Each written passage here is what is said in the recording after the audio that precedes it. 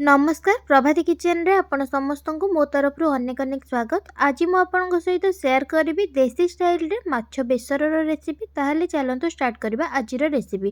प्रथमे माछ को धोई नेछि। एठारे माछ बेसर बनेबा पय मु एठारे पानी आखिया माछ को नेछि। आपण को भी माछ नै परिबे एवं सेथिरे गोटे चमच हळदी गोटे चमच लूण ता संगे गोटे फाळ लेंबुर रस देइकिरी माछ को भलसे गोलई नौची। लेंबुर रस दबा द्वारा माछरे थिबा आमिष बास्ना टिके कमी जाई थाए।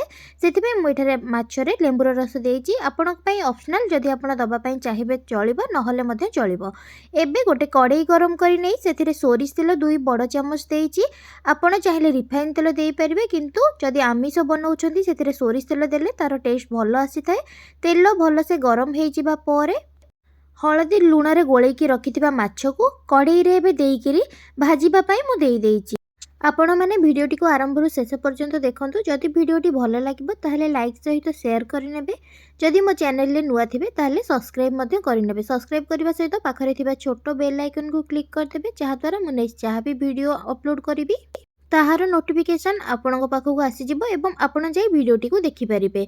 एबे गोटे साइड माछ हेइ जिबा परे मु तार आरो साइड को उल्टेई नेछि एवं माछ बेसर बनेबा पई मु एठारे पानी आखिया माछ नेछि।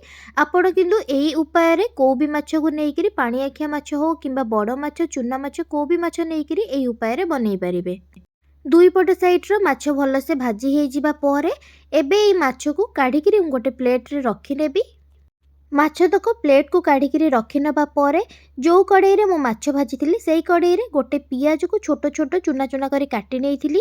एबे से पियाज को कड़ई रे देइकिरी भाजी नउची। पियाजर कलर टिके चेंज होबा पर्यंत जेतेबेले जाए पियाजर कलर गोल्डन कलर न होईची से पर्यंत आमे किछि समय पर्यंत पियाज को भाजी नबा।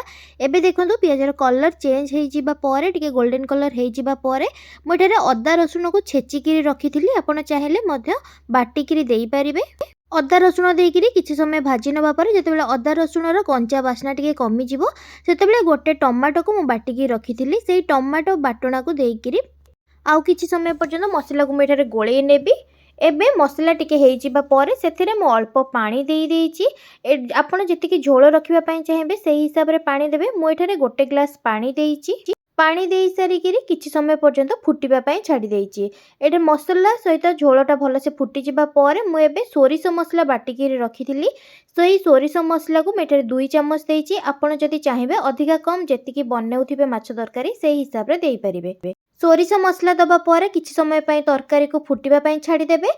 एबे झोल टिके किछि समय पई फुटी जिबा परे मु सेथिरे गोटे फाळ आंबुल देइची। आपण जदि अधिका चाहिबे सेही हिसाब रे अधिका मध्ये देई परिबे। आंबुल देई सारिबा परे प्रथमरो भाजिकी रखिथिबा माछ भजा को एबे तरकारी रे देइकिरी किछि समय पर्यंत तरकारी को फुटिबा पई छाडी देबी। एबे हमरो माछ बेसर हेइकिरी रेडी हेइ सारिची। आपण माने एही परि भाबरे गोटे थरो बनांतु।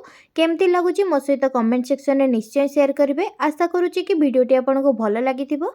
जदि वीडियोटी भलो लागुथिबो ताहले लाइक सहित शेयर करि देबे। आ जदि मो चैनल ले नुआ थिबे ताहले सब्सक्राइब मध्ये करि नेबे। रहुची नमस्कार धन्यवाद।